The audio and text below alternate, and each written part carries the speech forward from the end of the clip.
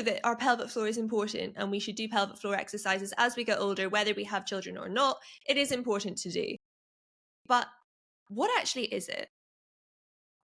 Okay, so the pelvic floor is a group of muscles. Before human beings were walking up on 2 feet, when we were quadrupeds on 4 feet, the base of the core was the front of the abdominal wall. But then as human beings stood up, we walked on 2 feet, the pelvic floor was created. And it's a relatively small muscle when you look at the rest of the body, but there are lots of muscles that build up the pelvic floor. And it's like a sling from the front to the back. And it's at the base of our core, and it supports everything. Like I just mentioned, our internal organs. It helps us with bladder function. There's so much that our pelvic floor does. Sexual function. So having a healthy pelvic floor is for everybody. Men have a pelvic floor as well, and men also. Gosh, this tilt in the pelvis doesn't just happen in pregnancy.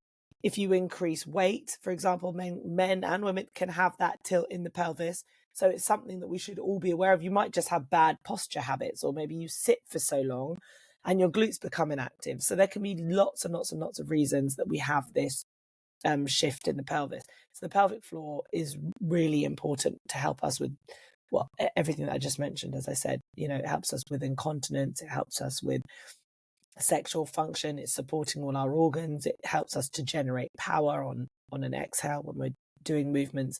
The pelvic floor is also connected. There's like a deep line of body tissue called the deep front line. Or the deep front line. I was just wondering, is it the front deep line? But it's not. It's the deep front line. Yeah. Either or. It is the deep front line today. And it connects our pelvic floor all the way to our jaw, all the way down through the pelvic floor, and then down to the base of our foot. So there can be so many. If we have pelvic floor dysfunction, or vice versa, it might be that if you are someone who clenches your jaw, or if you experience that postnatally. After having my twins after the cesarean section, my body went into almost like a bit of a shock with the incision site. And I found I was really clenching my jaw. That can mean that it's going to trigger a response to clench and have this like overly tight pelvic floor. Again, foot health, how we stand impacts the pelvic floor, which is why we might notice incontinence when we're running or jumping. So, there's so much that comes into pelvic floor health. And it can also impact all these other areas of our body. Wow, I've never heard someone actually explain it in such connected terms. The more I learn about our body, it's actually wild how everything's connected. You don't only have, the gut-brain connection. Now we have the pelvic floor and the bottom of the feet and the jaw. Yes. It's all crazy, isn't it? Yeah, it's amazing. Yeah. Wow. Okay. So there's all of these apps that say, or even, on Instagram, there's accounts you can follow that, stop scrolling and do your pelvic floor exercises and we'll do it together and all of this stuff, which, might seem lovely at the start, but like what actually is that doing? How often should we be doing pelvic floor exercises? It's important for men and for women. Yeah. What's your advice? So it really does depend on your pelvic floor, health. Where is your pelvic floor at? Do you have pelvic floor dysfunction? Are you noticing some incontinence? Then yes, we want to really focus in on.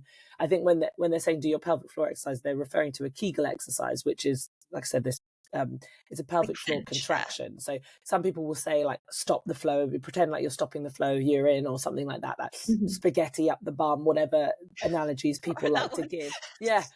So what's really interesting with that is that this stop the flow of urine, which is like the most common sort of reference, doesn't really get the whole pelvic floor. As I said, the pelvic floor is a sling from the front to the back. Yeah. So the best way, the technical way to make sure that you get that global activation of the whole pelvic floor working would be to visualize your coccyx bone at the back of your pelvis and the bottom of your spine, and your pubic bone, which is right at the front of your pelvis. And so you breathe in and relax, and as you exhale, you visualize your coccyx bone at the back and your pubic bone at the front, drawing in towards each other and then lifting up through the center of the body. So you inhale and release, and as you exhale, you visualize that coccyx bone and pubic bone drawing in and lifting up. And that's going to help us get that like complete activation of the pelvic floor, which is a much deeper sensation than stop the flow of urine. Or the reason people say this spaghetti up the bum is so that you get that other part of the pelvic floor activating as well. I can't now remember your question because I went on a rant on how to do a Kegel. That's all right. That's all right. How often should we be doing that? Right, that's where we started. So let's answer the actual question. I'm so sorry. I asked to get the spaghetti. I know. You didn't ask for it. Right. So how many times? Yeah. So it might be, sometimes with clients, I might say, again, because it's partly what's realistic for you. If you could do 5 minutes at the start of the day and 5 minutes at the end of the day, focusing in on those Kegel activation exercises, that could be a great place to start. If you can do it 3 times a day, great. Some people say, look, do it every time you boil the kettle, do your pelvic floor exercises. You can begin there. There can be so many references. It might be, okay, when you stop at a traffic light in the car, do your pelvic floor exercises. That's the general baseline advice. And as I then said, the thing that is difficult with pre and postnatal is there's never one answer. So for some women, and it's often having, needing that pelvic floor strength is the answer that women need. However, I have clients who come to me and they are like, I've done all of my pelvic floor exercises all the time, and maybe they've even bought a pelvic floor trainer and they're squeezing.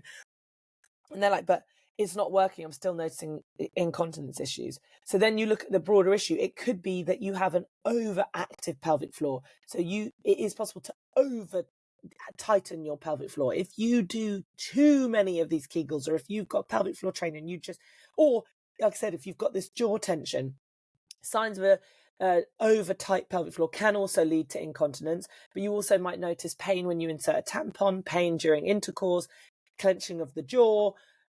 If you've got an overactive pelvic floor, if you imagine your pelvic floor like a fist, if my fist is tight, it doesn't work. It won't activate anymore when I really need the power. It's kind of stuck. And if you have a partially tight pelvic floor, it can't stop the drip of urine. So you'll notice sort of general leaking that you can't control. And in that case, we then don't need any more Kegels. What we need to do is release and relax the pelvic floor. It might be neither of those two issues. It might be, as I mentioned with that posture issue, that it's actually a posture issue and you've got your pelvic floor is functioning fine, but if you've still got that pelvis, that bowl tilting forwards, and you've got so much extra weight on the pelvic floor that it's struggling for that reason, in which case we want to work the glutes. Activate the glutes will help us to realign the pelvis. We alleviate some pressure off the pelvic floor, and then off we go. So there can be so many reasons as to why you've experienced pelvic floor dysfunction. But to answer the actual question you asked, 2 to 3 times a day. I could have summarised that.